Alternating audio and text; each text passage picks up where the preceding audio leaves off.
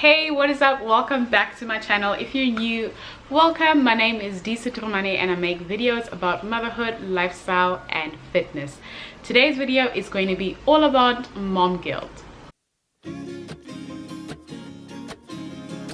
So firstly, let us address what is mom guilt. Mom guilt is the constant feeling that you're not doing enough for your child, or that you're not enough for your child.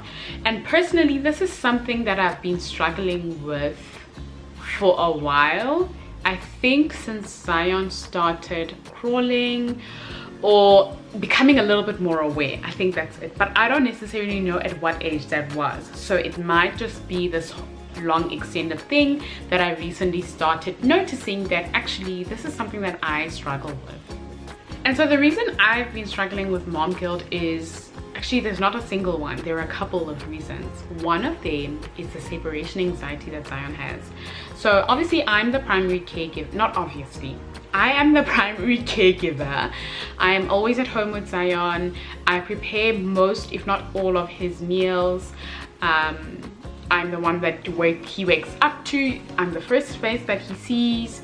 And so if, for example, I have to leave and go to the shops to get whatever we need in the house, or go to the gym, or go meet my friends, he is not happy with that. He gets so sad, like it breaks my heart. I mentioned this in a mom vlog a while ago that he's 18 months now, or he's actually going to turn 18 months on the 10th of September, tomorrow.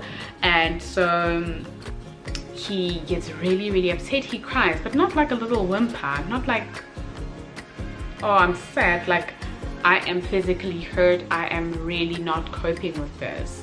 And obviously that makes me feel terrible. Like I don't want my child to feel sad. And what we've started doing, I had mentioned in the vlog that I don't know how to do this. I don't know how to transition him from mommy is here to mommy is leaving. And so what we do is we sing the grown-ups come back song from Daniel Tiger. If your kids watch Daniel Tiger, you know which song that is. We sing it and he's actually starting to learn the words and it makes it a little bit better. So if your child is struggling with separation anxiety, get a routine or something that you do, or give him a special toy that he gets only when you're leaving, to let him know that this is a toy to help you cope with that and to help you just like feel loved and remember mommy when you look at it. Another reason is because he's going to be going to school next year. This is a decision that I didn't come to very easily, but it's going to benefit everybody, including him.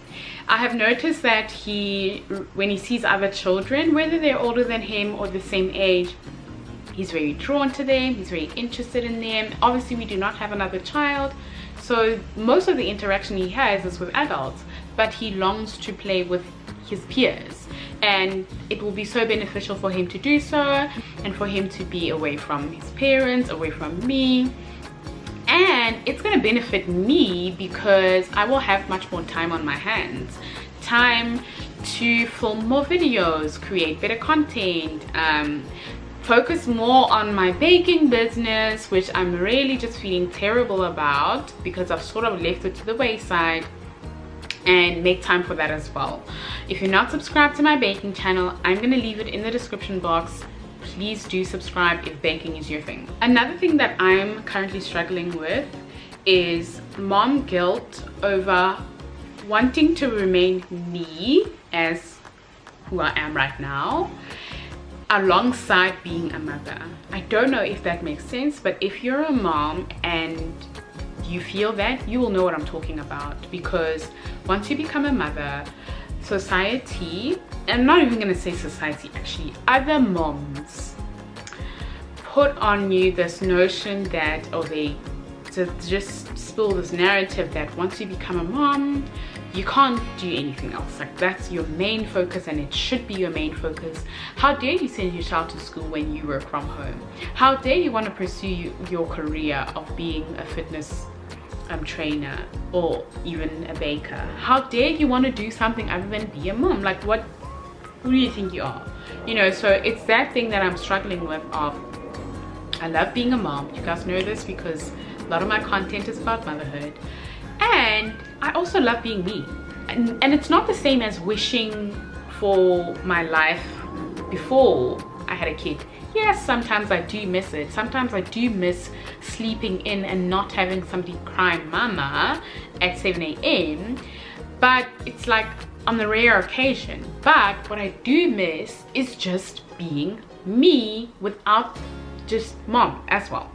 So a lot of people will shame you, moms, a lot of moms will shame you for wanting to be you, for wanting to go and have a lunch with your friend without your children there, for wanting to take a trip alone somewhere without your children there. And so while I sit in these feelings of mom guilt and mom shame, I've come up with 4 ways to help you deal with the mom guilt. First one is identify the source of the guilt. If you sit in your mom guilt or your mom shame and think about the things that have been said to you, you will realize that the things you say to yourself, that's not you. That was put on you by somebody else. The narrative that you're telling yourself, it wasn't originally made up by you. That was something that somebody said to you. So some of the sources of the guilt can be social media. You guys, it is so important to filter out the noise that can sometimes be happening on Instagram and also YouTube, because the mom vlogger scene is quite a big thing, and often when you see other vloggers, their homes are beautiful and they're massive and they're organized and the kids are in nude and your kid is wearing a freaking huge Mickey Mouse on his chest, and then you start to compare yourself. Or if you go over on Instagram, the mom's page looks cohesive and coherent and the kids are all lined up and looking beautiful and clean, and you forgot to brush your child's teeth that day, and then you start telling yourself that you're not good enough, you're not doing enough. Or you meet somebody whose child is the same age as you and they can count from 1 to a million, and then you think that, oh, I'm a terrible mom. But you're not. Nobody said you were. Like, it doesn't mean that just because so-and-so's child can count from 1 to a million that they actually even know number sequence, okay? And that's one thing I think, that you get into such a huge thought spiral that you don't think rationally. Like, for example, the thing that I mentioned about the child counting, that yes, they can count, but they probably don't know the number sequence. If you were to write the numbers down, they probably cannot identify which number is which. And so social media is a big one. Family members. All right, guys, it is so important. I've said this before, and this was one of my top 5 mom regrets, is not setting boundaries with family members. Family members, especially the older women, come and they want to indoctrinate you, or they want to tell you that you're not good enough because you're not doing things the way that they did it. Honey boo boo, you raised kids in 19 Futsak, but now you want to come in 2021 and think that we're going to raise our kids the same way. No, thank you. I got this from here, okay? Be firm. You don't have to be mean. You can be firm and still get the message across to the family members that nobody asked for your opinion. You can keep it to yourself, okay? We've got this from here. If we need help, we will ask. The second one is analyzing your inner circle. This is so important. A lot of the time when we become moms, we become friends with other moms, which is great. I love it. I love my mommy friends. A lot of my mom friends, we were friends before we became moms and sort of just transitioned into this season of our lives together, which for me is so great. But sometimes maybe if you had a kid at a younger age, you might find that there are not that many moms in your area maybe that are the same age as you, and so the other moms might be a little bit older, once again judgmental, try to impose to you what they did with their 10-year-olds now and blah blah blah. So if your inner circle is not great and they are shaming you constantly, get rid of those people. Cancel those people. You don't need that energy, okay? You don't need that energy in your life. Guys, I'm very quick to be like, this person is not great to be around. You know, it's not nice for me to be around people that make me feel like trash. So why would I constantly just want to be around them? Just edit your inner circle. You don't need a lot of friends. It's not about the quantity, it's about the quality. Number 3, this has to do with social media. Unfollow accounts across all boards. Whichever social media platform you spend the most time on, for me it is Instagram. Unfollow the moms that make you feel like you're not doing a good job. And it's not to say that they are doing this on purpose. For example, maybe I'm breastfeeding, okay, my child exclusively breastfeeding, no formula feeding. I'm so proud of myself. I breastfed my child for 2 years. This is not my story, by the way, I'm just making it up. I breastfed my child for 2 years, and now we've reached the 2-year mark and I'm ready to stop breastfeeding. And so I put up a post celebrating my 2-year milestone of breastfeeding. She didn't say, or I'm not saying that shame on you for formula feeding your child, or you shouldn't be doing that. I'm just generally sharing my journey, and it can be upsetting to some people and feel like, you know what, I'm feeling bad, I feel guilty that I formula fed my child. So you can just unfollow. You don't have to announce your departure. This is not an airport. You can just unfollow the accounts that make you feel like, you know what, this is a little bit triggering, because your triggers are your responsibility. So unfollow the accounts that are making you feel like you're not good enough.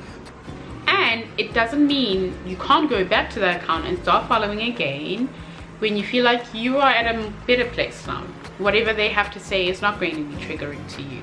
Or if you don't want to unfollow, you can simply mute, guys.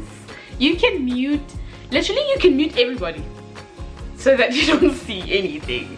It's something that I've been wanting to do, but that's a little bit extreme. But you can mute if you don't want to unfollow, and then unmute when you feel like you're ready to consume their content again. The 4th one is actually towards you, the mom. Don't be that mom. Don't be the mom in the mom group that's shaming other moms for formula feeding, for example. Don't be the mom at the park that's telling the mom with the kid with the pacifier that all the horror stories about pacifiers. Like, don't be that person. Don't be the mom that tells the mom that, why is your child sucking on air? That's something that I was told. Like, can you shut the F up? Like, nobody asked for your opinion, okay? No one asked for your opinion. Keep your opinions and your parenting advice to yourself unless somebody asked you for it. And that's the thing about mom shaming, is that it's very subtle, but the person that's doing it actually, I think, is aware what they're doing. They are aware what they're doing. And don't forget that you are the best mom for your child. So what you did with your child, beautiful, great, we love it, okay? But now it doesn't mean that you're the baby whisperer to everybody else's kids because your child was saying 1,000 words by the age of 5 months, okay? No, don't be that mom. Be accepting of other people's parenting, ways of parenting, unless you really feel like the child's life is in danger. You can offer advice in a kind way and in a non-judgmental way. But in most cases, it is coming from, I know better, I did better, you should listen to me, I'm the mom whisperer. Don't be that person, don't be that girl. Nobody likes that girl, all right? And that brings me to the end of this video. I will see you guys in the next one. Let me know in the comments the worst things that people have said to you trying to shame you. I'm gonna leave a comment down below and pin it, and I will share my stories about how I have been mom shamed. Okay, I'll see you guys in the next video. Please do give this video a thumbs up. Bye.